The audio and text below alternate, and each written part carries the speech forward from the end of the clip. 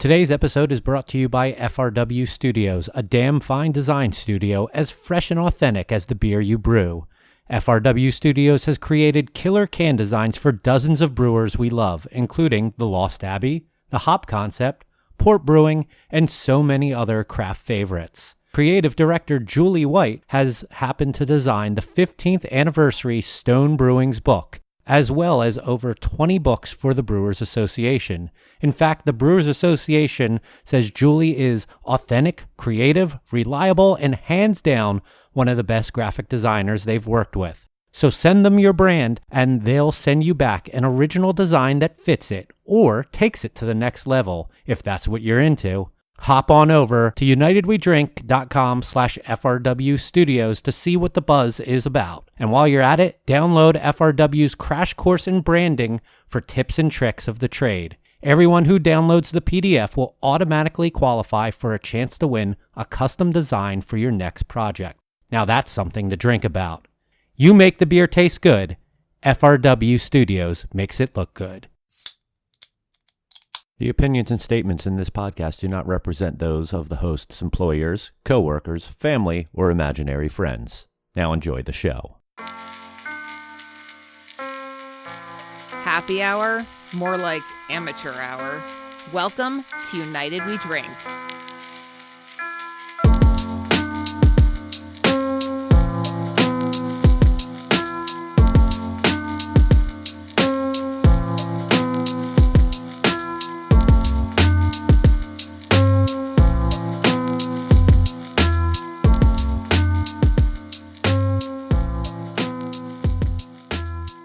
Hello, everyone, and welcome back to the podcast that 3 and 5 beer industry folks would describe as they're all right. Welcome to United We Drink right here on unitedwedrink.com, as well as Apple Podcasts, Spotify, Stitcher, Google Podcasts, and wherever fine podcasts are found. My name is Mike Urevich, and I might be called an instigator to the max by a certain co-host. And that co-host is the only co-host that I have today. And he'll probably storm off in a few minutes. Here's Joel Codner. That shit you pulled last night, it was like throwing a big fat raw steak in between two rabid pit bulls. People have no idea what we're talking about, but no. Mike basically goes, "Hey, you like Billie Eilish, and you, on the other side, you hate her, argue." And arguing ensued. It led to a very good conversation. I know that means nothing to our listeners here now, but just so you know, if you ever want to debate Joel on Billie Eilish, he feels very strongly in one direction. Oh, God. Phil is on vacation. He's visiting, I hear, Seltzer, Pennsylvania. Here, he's never leaving there. He's on assignment. Yes, getting as much Seltzer news as possible. Thanks, everyone who has continued to listen and tunes in each and every week. Joel, what are you drinking? Well, in Phil's absence, I figured I would drink some seltzer, but it's flaccid seltzer. I have some lime, bubbly, sparkling water. Oh, that's nice. Maybe you had a little bit too much wine last night? A bit much. And, in fact, so much that I realized later on this morning that I'd never really known what red wine vomit looked like. It was always beer. Ah, see? You learn new things. Yeah. It's harder to clean up, too. I imagine so. You have to bust out the big time, like scrubbing bubbles, right? OxyClean. Shout out to Billy Mays. Rest in peace. Well, I'm having Hardywood Park Bourbon Barrel Aged Gingerbread Stout because, on a Sunday, that sounds like a good idea. We are doing a little change up in what we were going to talk about. We had originally said that this episode was going to be about distribution, but Phil told us somewhat last minute that he was not going to be available to record. So we wanted to switch that up because distribution is a big part of Phil's wheelhouse. So we will move that to the next main episode. We're going to talk about on-premise tap rooms, tasting rooms, brew pubs, and stuff like that in a little bit. But first, we're going to talk about some news, and Joel's going to play the role of Phil for the news. Yes, Phil does have some very big shoes to fill, literally and figuratively, but I will do my best, guys. So, and in a strange sort of shout out to Phil, 2019 numbers are in for Canarchy, the craft brewery collective, and they are pretty dang impressive. It is made up of 7 different brands and grew 60,000 barrels over the year, taking the company from 420,000 in 2018 to 480,000 in 2019. A 14% jump in production. Their portfolio grew 22% over the year in IRI scan data, and if you add in their seltzer business, Phil, the business trend jumped to 29%. So, Mike, huge numbers, huh? Yeah, definitely. And like when you look at some of the individual brewery brands like CCB, Cigar City, and Squatters both grew 36% over the year. I mean, I know I've been seeing like Cigar City opening up new distro areas throughout the country over the last year. And Jai Alai has just been taking off all over the place.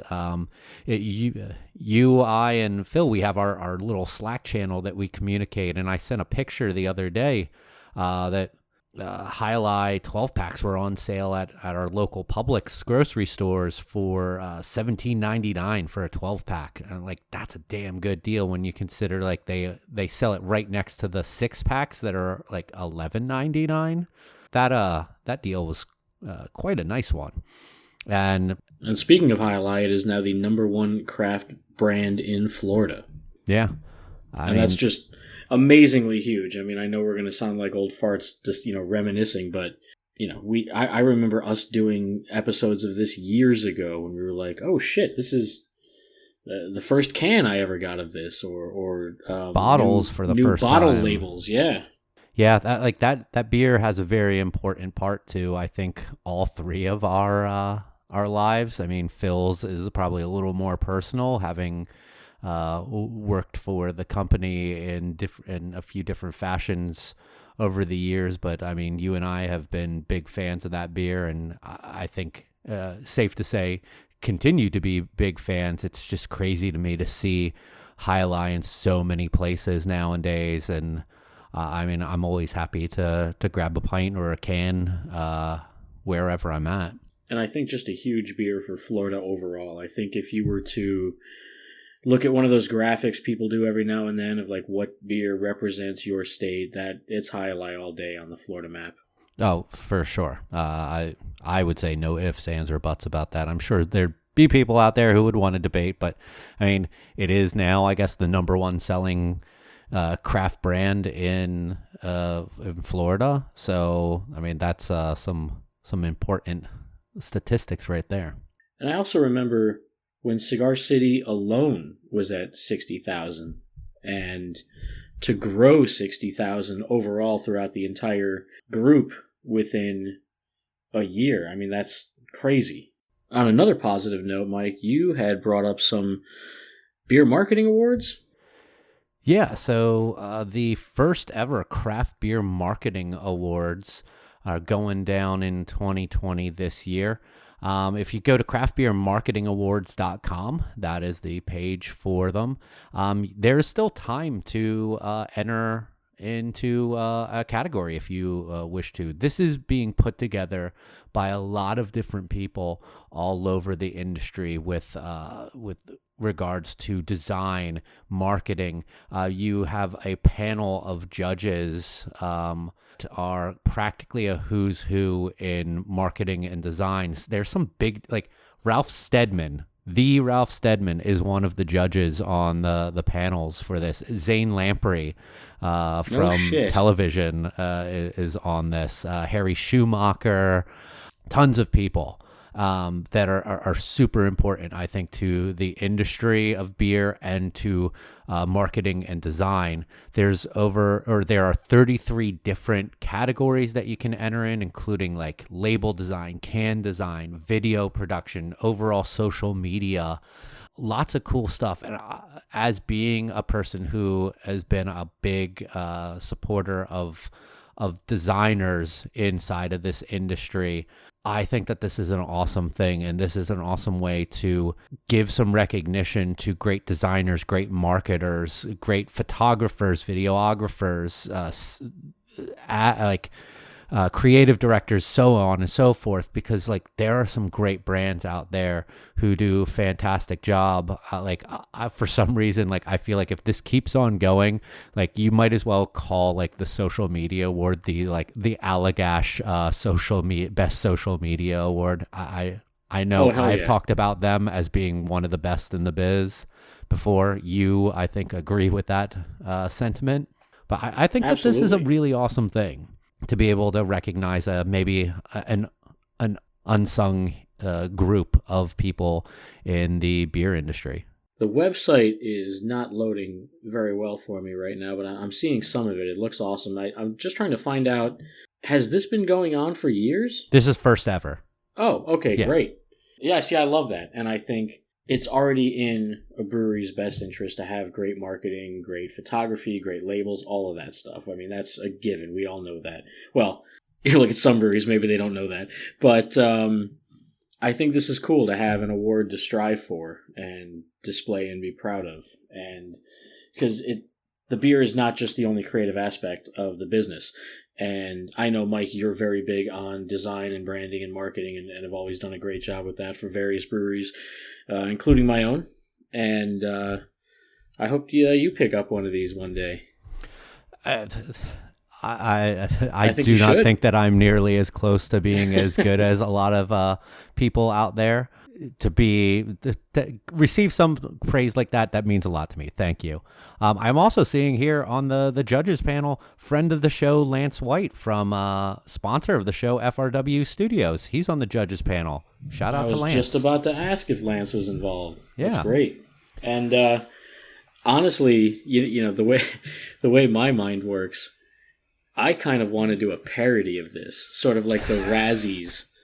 You know what I mean? Like how many of the worst designs and not necessarily the worst, because you know we don't want to shit on breweries, but you know there are just certain brands where it's like, you know, I think Russian River is the only one that can get a pass for using Comic Sans.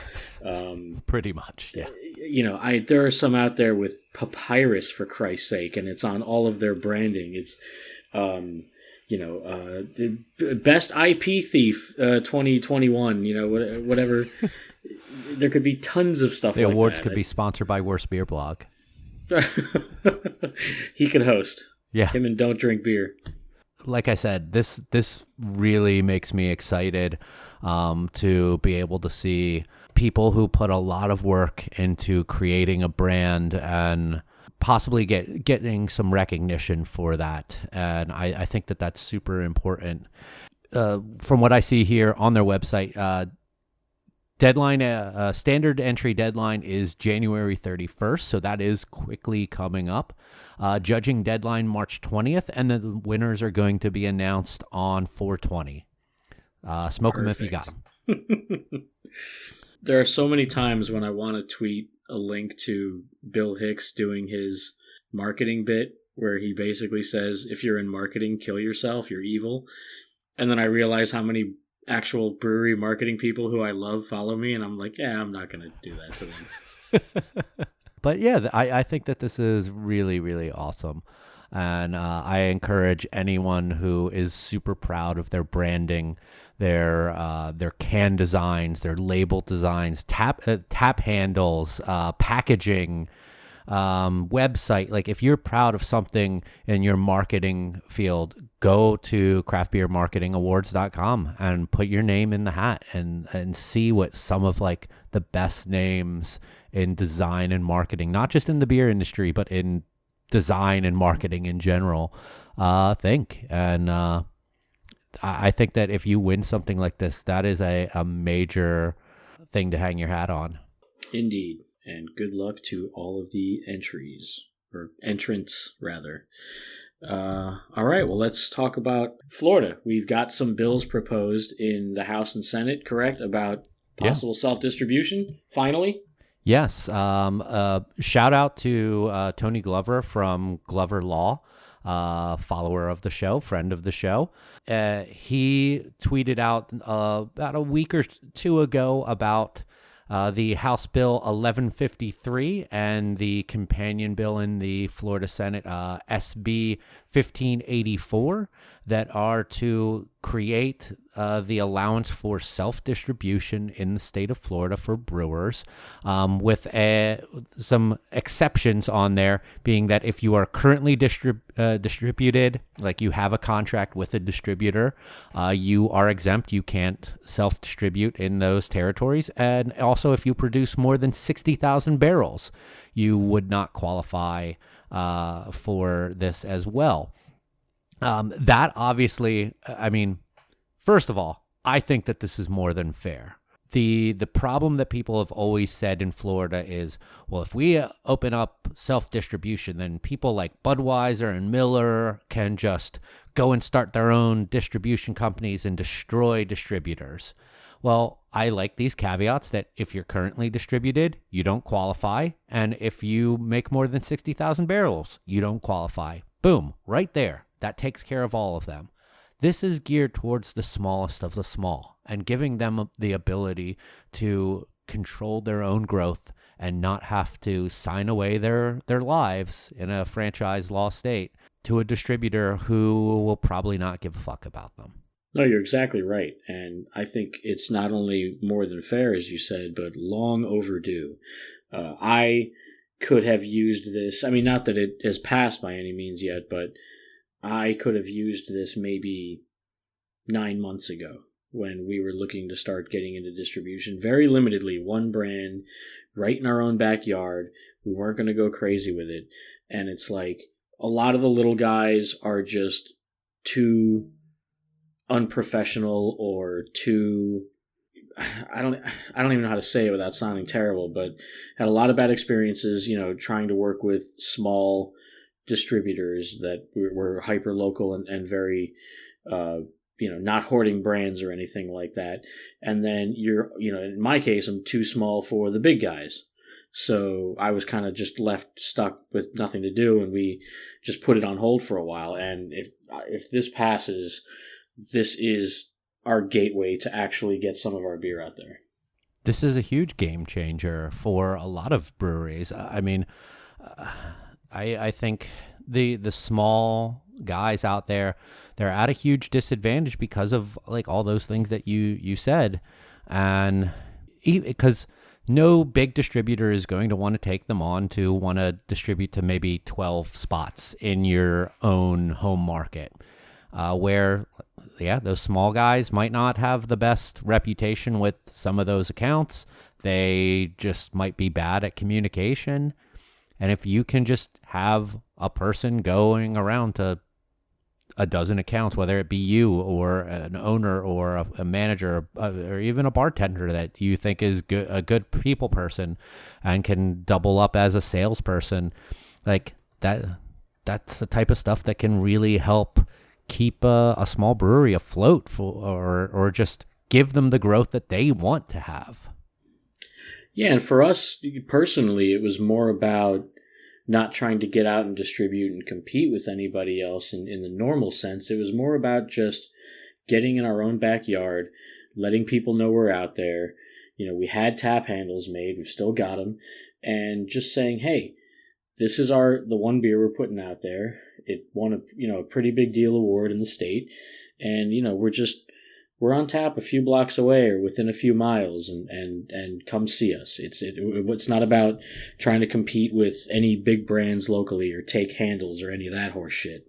Yeah, and I know from my time being there, like there was some demand for the beer, and it's not a lot, but we had some like rather decent sized places come in and go, how can I get your beer on at our spot? And it's like, well, we don't distribute, so we can't right now. And even if it's just a supply, like 5 people who really want your beer, that's 5 bars of sales that you have. That's more than anything else. Like to be able to just like one day a week be able to go boom, boom, boom, boom, boom, boom. You all five of you have your beer. Sweet. I've never understood so many of the bigger distributors' aversion to not wanting people to do that. And when you bring up, like, I think we talked about this when we talked about Texas, how they finally allowed breweries to sell beer to go. Like, you saw people who were proud that they were the last state to do it, because they're like, we're holding on to our beliefs and our core values and not changing just because the rest of the country. Like, that's such a dumb thing to be like, we refuse to change because it's been this way forever. Yeah, and they just want more for themselves and less for everybody else, and that's the fucking game they play. But, there was one, pretty prominent restaurant that wanted our beer, and then there was one sort of major, tourist attraction. I don't mean like Disney World or anything like that, but just, a place that a lot of people go to, and just to have one beer on would have been amazing, and to do it ourselves, totally manageable. We're not looking to grow with like infrastructure. We're not going to be adding another giant walk-in. We're not doing any of that bullshit. We just want to get a little bit of beer out there, and it's not easy at our size. Yeah. So hopefully, this is a big push, I know, by the Guild to get this done this year, and hopefully breweries can find the support in the House and the Senate to get this taken care of. Maybe some dog ears are put on to things, and we'll see how that all goes. Get it done. So as kind of segueing from that, our main topic, we're going to talk about own premise, something the opposite of distribution, and tap rooms and tasting rooms and different types of pop-up locations, things that where the brewery gets to sell their product directly to the consumer. It's pretty much the opposite of distribution, which was going to be the main topic for this evening. But this is something that Joel knows a hell of a lot about from being a non-distributing brew pub. This is something that I'm super passionate about because I see from a business standpoint about how much you make more money as a business from selling on your own premise. And I think you can get really creative about your own premise. And let me just open it up with you, Joel. Like, how important is creating a great location for people to come in and try your beer, and also how important is it to the business? I love working in an own premise brew pub. I think it's been the best experience of my career so far. I love that, even though we were just talking about distribution and how I'd like to get at least a little bit of beer out there, I still love the fact that I can keep it all in-house, control the quality, start to finish. I will never hear about a bad keg or something not pouring right from someone 20 miles away. And I love the intimate experience of seeing the regulars every single day. Yes, all tap rooms have their regulars, whether they're distributing or not, but I like being our area's first little downtown brew pub. I love hearing about how people like the food and the beer and the wine.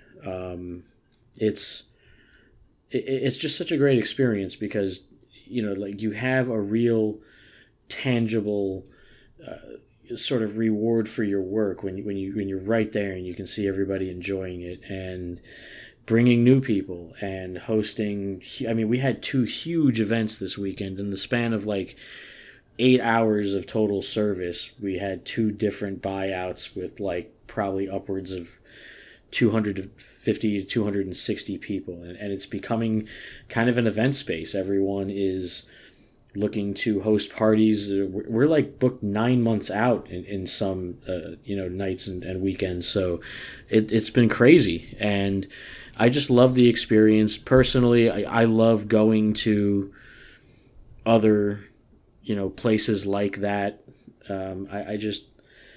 I think it's great, and I want to see more of it, and I love that it's a trend, and I want to see it continue.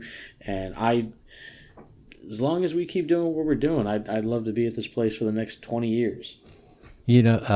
Talking about the buyouts in the event space, I think it was earlier this week, or it might have been late last week.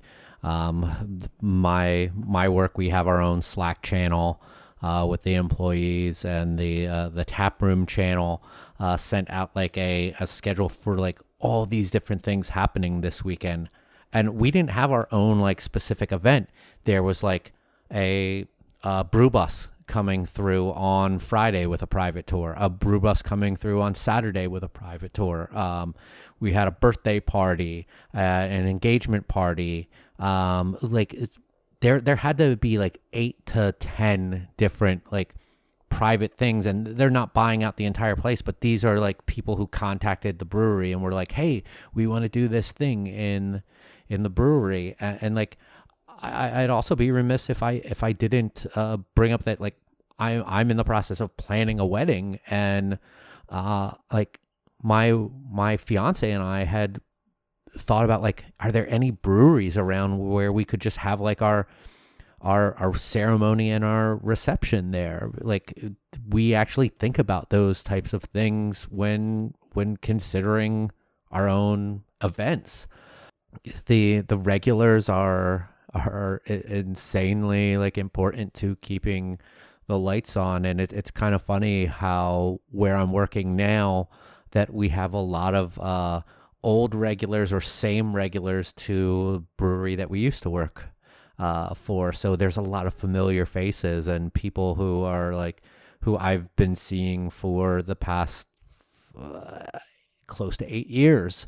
And some of them are like, oh, you work here now? Like, that's so cool. Or because they've been like, I thought you moved to PA. I haven't seen you in so long, blah, blah, blah. And it's kind of cool to like catch up with them after a shift, maybe have a beer and talk with them. Some of them who I've seen there way more times than I feel sometimes is socially possible.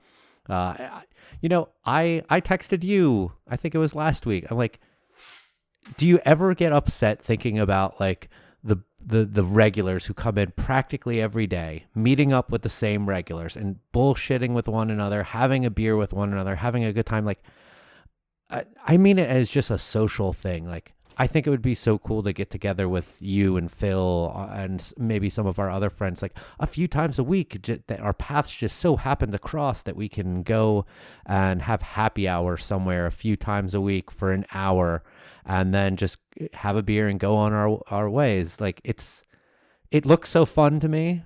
But like, I get that there's things going on, and it's that certain aspect of the own premise that I look at and I really enjoy is those regulars.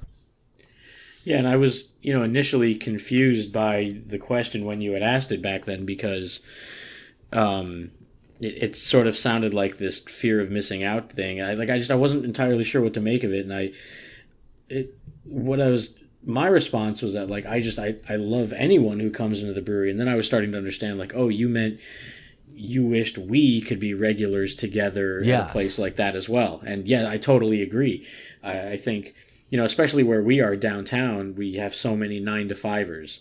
Yeah. And I think that's great. And I wish that when I was a 9-to-5er, I had a place like that to go. And when I was a 9-to-5er, the brewery I ended up working for was only like the second distributing brewery and tap room in the county. So now they're everywhere. There's no shortage of choices. We could go anywhere. I still think there's room for more. Oh yeah. But so it took me a minute to understand what you were saying, and it almost even came across a little confusing on here. But I totally get that, and I would love to have that little neighborhood brew pub right by me. There are a couple places like right near where I live that I think like have just been these dead spots, these cursed locations that like large chains couldn't make it work. And I look at it and I'm like, fucking brewery would be awesome in there. And if, it's the suburbs, so I'm sure the PTA and all them would protest a fucking brewery in the middle of town. But No, I wish there was more of it. I every time, still in 2020, you see breweries getting ready to open, and you hear about these large brew systems, and they're planned. Like, we've already got this giant canning line, and we're going to take over the world. And it's like, you're not. Not that you're necessarily rooting against anyone's success or anything, but I just feel like there's a lot of people looking at what's already big out there and thinking they're just going to come in and replicate it. And I think a lot of people pass up on the value of that own premise thing, just Yeah. keeping it in house and serving it to the same people who are loyal and love you and keep coming back for more. I just love it. And feel free for anyone from the area to correct me, but when Mitch Steele left Stone to do New Realm, like they pretty much focused on their own premise there. And this is Mitch Steele, one of the most decorated brewers in our industry. And he I don't think was going out trying to take over the world, let alone Georgia, right from the get-go. I mean, that's you have to be like a big deal, I feel like, to want to jump out of the gates like that in this current market. I mean, there are some breweries who like I'll be honest, like when Coppertail in Tampa was first opening up, I was very hesitant about their decision to be a 50-barrel brewery right off the bat. But they went and hired a guy with a lot of talent in Casey Hughes, and they're doing awesome there in the little outskirts of Ybor City. They're distributing. They're doing great beers. Their packaging, their branding, their marketing is really good. They have an amazing looking tap room. I mean, we've been there a few times before and are always just like amazed by how comfortable it feels there. It has this great aesthetic and vibe going on in there. And like they proved me wrong. And that was 5-6 years ago that that was going on, and I was already questioning big systems at that point. But it's an even more dense and overcrowded market now, and being as own premise as possible is important. One thing that I take from my time in PA is, God, there is so much emphasis on your tap rooms and multiple tap rooms at that. Like, there's a lot of breweries that had multiple locations. Not necessarily all breweries, but they might have like a restaurant somewhere that they bring in their beer because they legally could. We talked about this a little bit with the pop-up thing a few weeks ago. Right. And that they could transfer beer to their restaurant location that doesn't have, or just a tap room, tasting room location somewhere else. No brew system necessary, but it's their own business and they can transfer it there with no additional tax. Stuff like that I think is incredibly important, just to not only to your profit, but just to the business, because I love, still, as an employee who has been a person who has been gainfully employed in this industry for a long time, I love going to breweries. I love sitting in a tasting room, tap room, brewery setting, drinking beers that were made by this company and enjoying my time there. I did it today. I did it yesterday. Like, it's just, I don't think a thing that I'm ever going to truly get sick of, even though I know people, when they're in an industry for so long, they get kind of sick of the thing that they are doing. Yeah. I still love going to a brewery, and even if it's one that I've been to a ton of times, I have like 4 breweries within a pretty close proximity to my house, and a couple of them that I can walk to super easily. And it's still fun to go to them and be able to have a beer, take my dog, take my fiance, and we could just sit outside and have a beer. And like that type of stuff is super important to me, and I know it is to a lot of people. So putting emphasis on that, I think, should be a brewery's big chunk of their attention, and especially if you're going to be small, which I feel like you should be.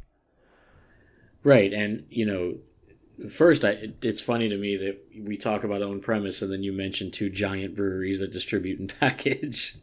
Who did I mention? Well, New Realm. Didn't New New Realm Realm, also take over the old Green Flash Virginia location?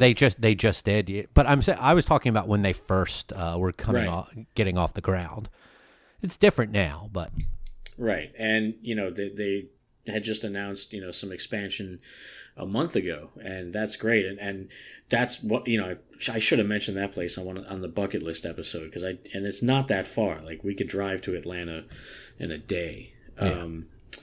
Less than a day. But anyway, I love going to breweries too, and if they're one of those own premise spots, if for some reason it feels like a lot of times breweries, because a lot of these guys start as home brewers, and maybe they scrape the money together, or there's a Kickstarter, or friends and families, or small investors, and sometimes it feels like all the emphasis is put into getting the big equipment so we can get out in the market and take over the world, and there's less emphasis on the taproom experience. It's kind of like an add-on. It's an extra feature we have if you want to come get it here, but it's not anything amazing. And we've talked about experiences hundreds of times on here, and we're all about it. So obviously, if you're going to distribute and you're that's what your goal is, yes, you want your focus on the equipment, all that shit. Yeah, but if you're going to have a tap room, like, don't phone it in. Don't just throw some fucking picnic tables out there and some cornhole bags and think you're good to go. Like, and that's why it feels like with the own premise places, they've really gone all in on making it comfortable, providing great service, having great beers and food, games, like all kinds of stuff that you can do. And it just feels like they're going for something different than the bigger distributing regional, like you know what I mean? Like, yeah. Not to say that anyone's doing it better than the other, but to me, there's just something a little bit more intimate about the own premise brewery. Oh yeah, and I'm gonna give a big shout out here to Forest and Main Brewing in Ambler, Pennsylvania. That brewery, to me, is the epitome of everything that I love about brewing, own premise, like keeping it small, keeping it local. Like, these folks took a house in Ambler, PA, outside of Philly, and converted it into a brew pub with a pieced together brew system that's like some old like dairy equipment, and making cask ales and saisons and hazy IPAs. Like, they do some of the that stuff, but their passions are saisons and cask ales. And they have a restaurant where they use as much local ingredients as possible and change up their menus from time to time based off of the availability. And it is just this awesome little spot that you're walking into a house and having a beer, having some food, and they distribute a keg here and there to somewhere in the city. And it's usually like, all right, like they're friends with the bar, and they're like, you got to come out here to our place and pick it up from us.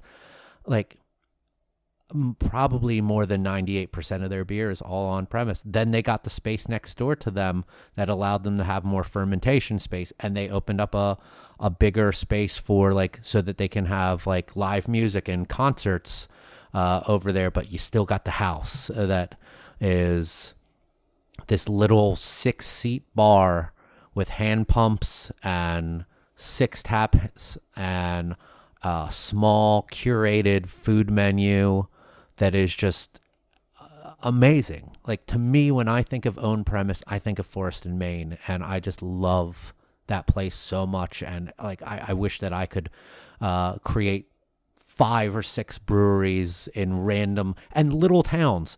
Like, all they're trying to do is be Ambler. you've never heard of Ambler. I guarantee most of these people listening have never heard of Ambler. And that's all they care. They care about their locals. And they get people who come and travel from all over to come see them. But they want to take care of Ambler first. And I think that's the epitome of own premise. And that's what I love about those types of breweries. It's amazing. And it feels like Cheers if it had a brew house.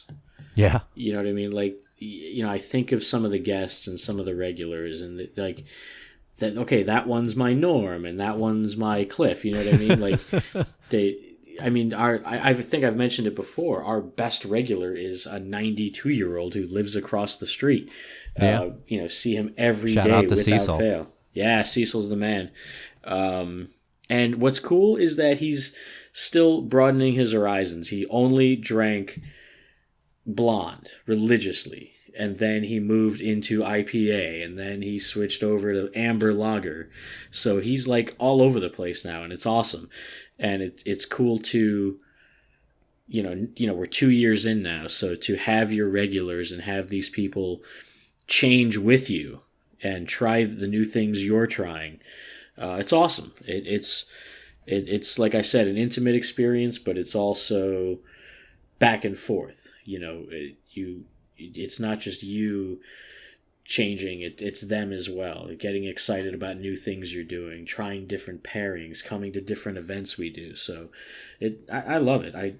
I would really hope to never get back into, and nothing against it. I know it works for many people and they love doing what they do, but I just think this is the kind of brewing I want to be doing.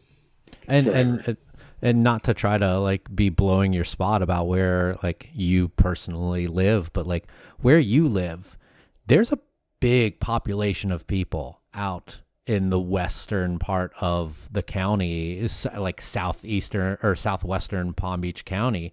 And there really isn't a brewery available to, like, you could go south to Big Bear, and definitely recommend anyone who is in Coral Springs go to Big Bear. It's a great establishment, been around for a long time, brew pub. But like I with West Boca, West Del Rey, like how much population lives out there, it's just ripe for the picking for there to be a little like own premise brewery to go out there and be able to serve all those people who might not be like, I don't want to go all the way to Prosperity or Barrel of Monks in East Boca, because there are people like that who don't want to travel and they want to have something local and close by. Obviously there's people like that. So I think there's always all these breweries popping up, and we talked about breweries closing over time, and these are probably people who are opening up in oversaturated markets already as it is, instead of looking at a market that is in desperate need of something like that, like where you live. Like I'm lucky that where I live, I can find a few places very easily. I can walk to one brewery without even crossing a major street, and that's pretty awesome to me. But there's a lot of people who don't even have the ability to drive to a brewery within 5 minutes of them. And I know that. Well, I think you're right about it, and I think the locations that were being chosen not that long ago, when more and more breweries were popping up, I think the mindset was, we're in a tourist state, we have a lot of visitors, we want to be right off the highway, we want to be right off the train tracks, we want to be, easily located, and still, some are hard to find, but,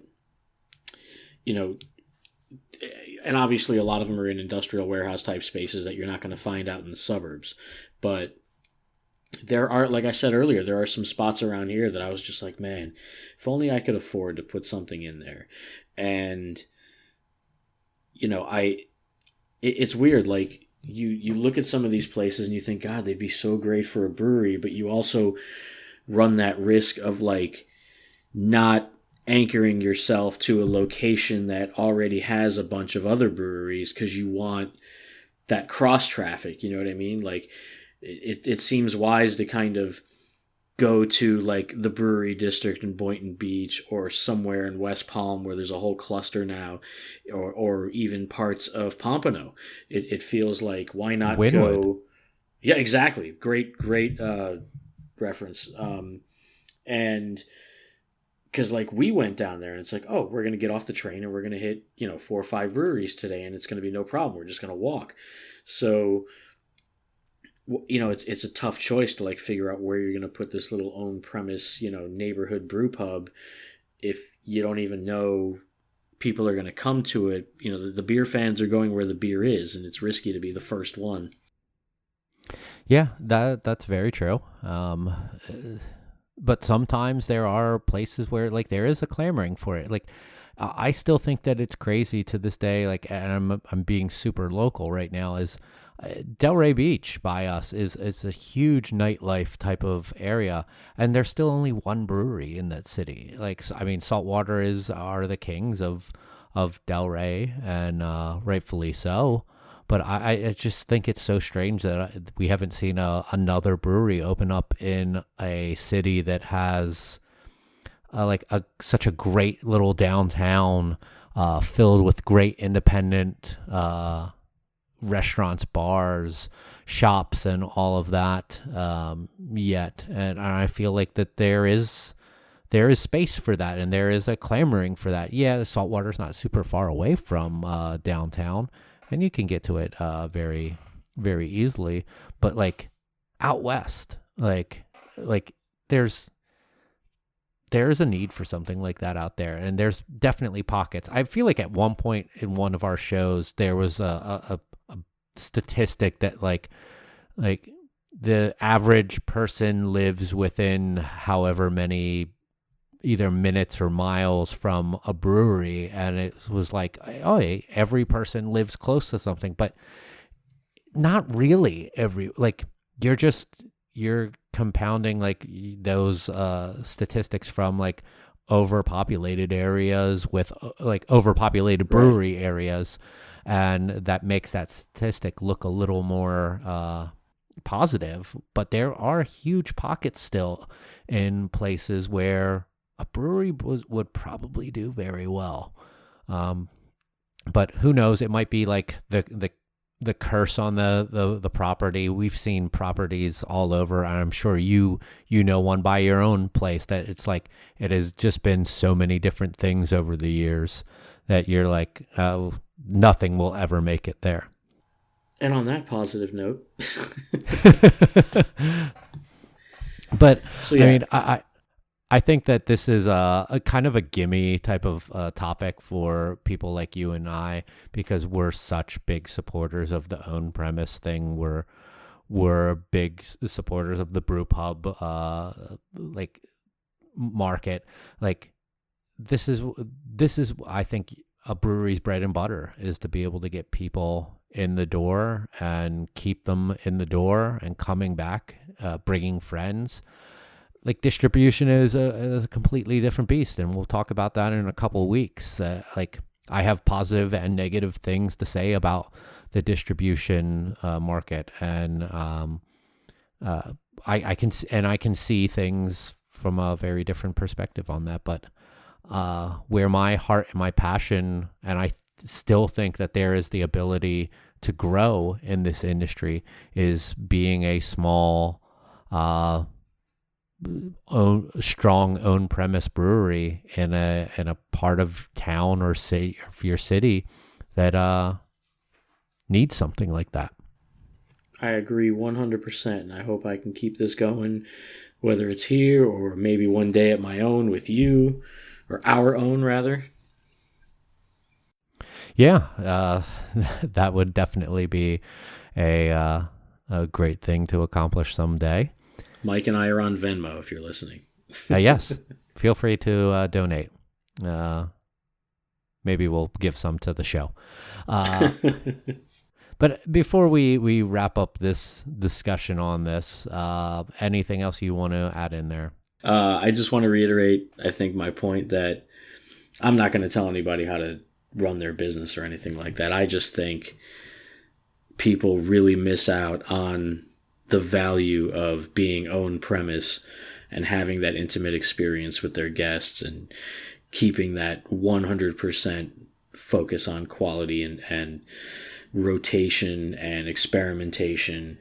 And you don't have to try to take over the world. And I think if you're successful enough in an own premise, then you can grow and get out into the world and not just jump into the market and try to get your kegs everywhere. I think, I unfortunately predicted more closures this year, and I feel like some of those things stem from not foreseeing the market changes and the saturation and stuff like that. And I think certain places could have been a little bit more successful had they kept it a little more, tight-knit at home rather than try to take over the state.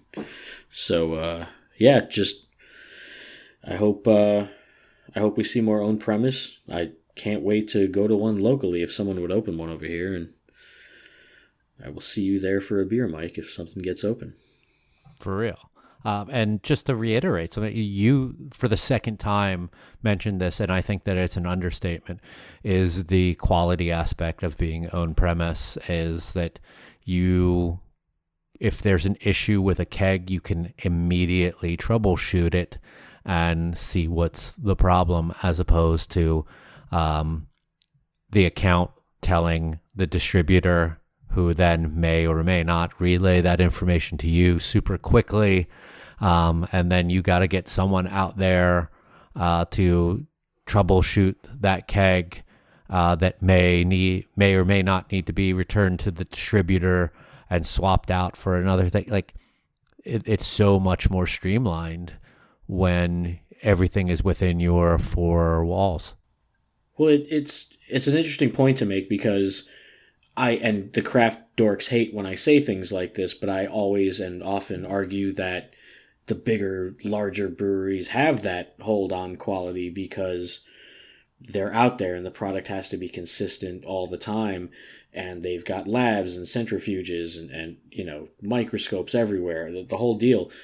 So, I've made that argument before, but at the same time, to focus on quality on the own premise thing where you're not distributing and you're small like me, it's not as laborious to control the quality. It's a lot of sensory. It's a lot of just keeping tabs on things, consistent cleaning schedules, the whole, all that stuff.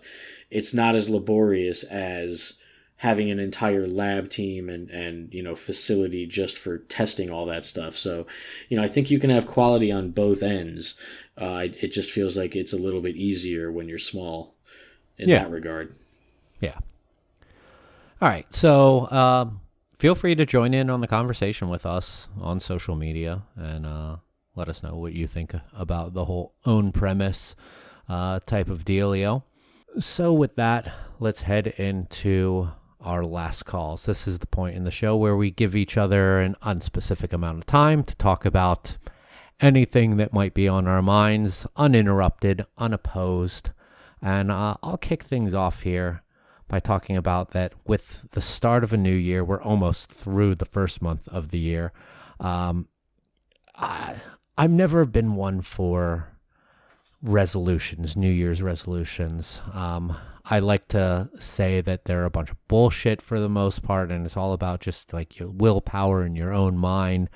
But probably another reason that I think that it's a bunch of bullshit is because I've never been very good at keeping them myself. So I'll go ahead and blame something else for myself not being able to keep up with them.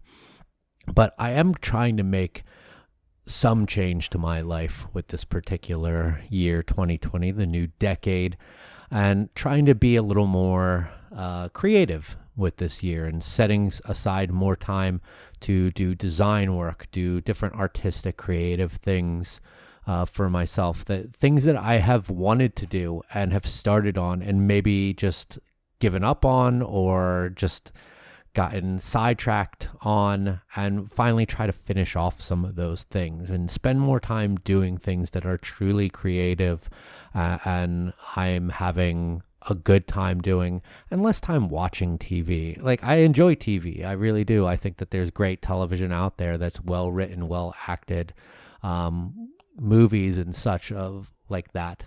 I enjoy those mediums, but I want to be able to set aside more time for myself to be able to be creative again. And I think that's just I'm being very personal here and ranting a little bit about just what I want to do with my life. And I think that other people can maybe take a cue, and like if there's something that you've been putting off trying to do for a long time, like, just cut out a few hours of TV. Like, let's not watch TV after a certain time and read a book. I have some great books for brewing that I'm gonna be reading. I just started reading Cellarmanship from Patrick O'Neill. That's all about real ale and cask ales. And I got Farmhouse Ales from Phil Markowski that I want to read about and learn more about saisons and stuff like that. And this is something that I want to do. And it might not appeal to you by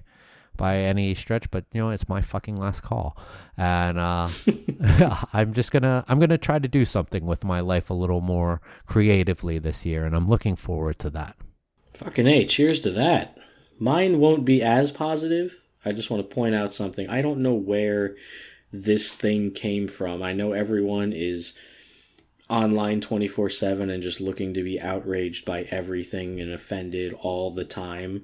But you really got to pick your battles. I don't know where this came from, but suddenly, if you don't return your shopping cart to like the shopping cart station, you're just a piece of shit. You're irredeemable, and like, really, this is what we're mad about now. Like, they have people to do that.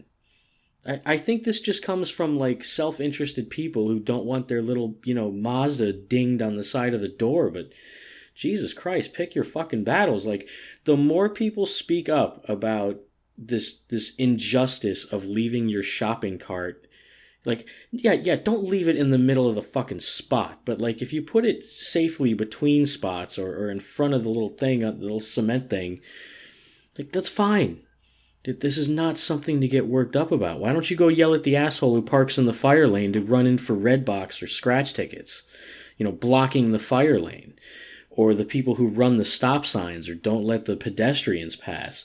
Like, the more people go off about this shopping cart thing, the more shopping carts I leave everywhere. I might go to the store just to move shopping carts around now. Be wary of that, West Boca. Well, on that note, thanks everyone once again for joining us. We will be back with a new mini episode next week, and then a brand new main episode where we're going to be finally talking about distribution for real this time in 2 weeks. Follow us in the meantime on our social media. We're on Twitter at United We Drink, Instagram at United We Drink Pod. We're also on Facebook. You can subscribe to the show on any of the major podcast apps, Apple Podcasts, Spotify, Stitcher, Google Podcasts, iHeartRadio, any of those. Buy a shirt, sticker, or button from us or anything else at unitedwedrink.com/store. For Joel, my name's Mike. We'll see you next time. Cheers. Enjoy Arby's.